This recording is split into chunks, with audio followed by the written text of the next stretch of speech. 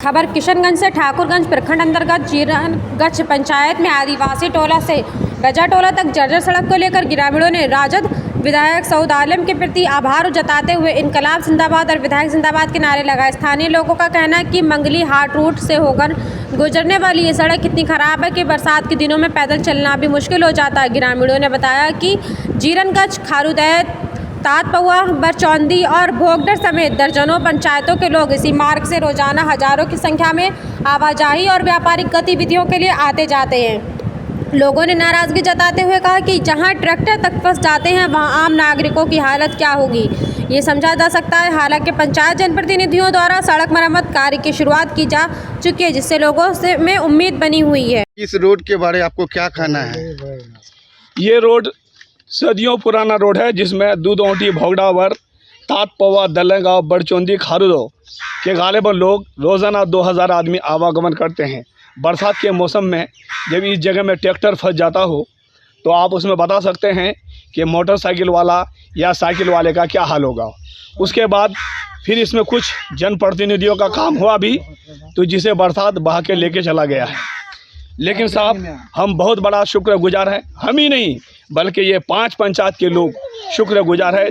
जैसे मुझे 10 तारीख को 10/7/2025 को हमारे विधायक मौलाना सऊद आलम साहब ने बताया कि भाई इस रोड का टेंडर हो चुका है, जिसे आप लिख लीजिए। उसने लिख करके दिया कि T04 मंगली हाट के पास से आदिवासी टोला होते हुए रजा टोला तक 5 किलोमीटर का टेंडर हो चुका है।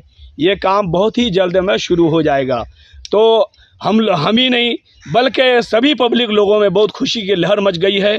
और उसके बाद जो है साथ ही साथ ये भी आवाम में अब आवाज़ फैल रही है कि हम लोगों को किसी दूसरे प्रतिनिधि की ज़रूरत नहीं है।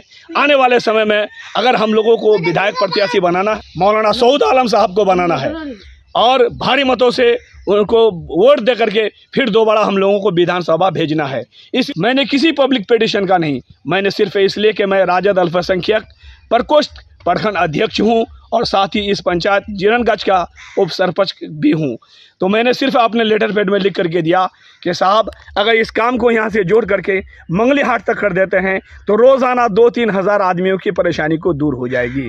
तो हमारे जनाब इज़्ज़त माब अली वक़ार जनाब मौलाना सऊद आलम साहब ने बेगर सोचे समझे, बेगर किसी के कहे हुए उसने इसको अपने इसमें लिया और लेने के बाद आज उसका टेंडर हो चुका है। और इंशाअल्लाहुल अजीज़ बताएं कि बहुत जल्द इसका काम शुरू भी हो जाएगा।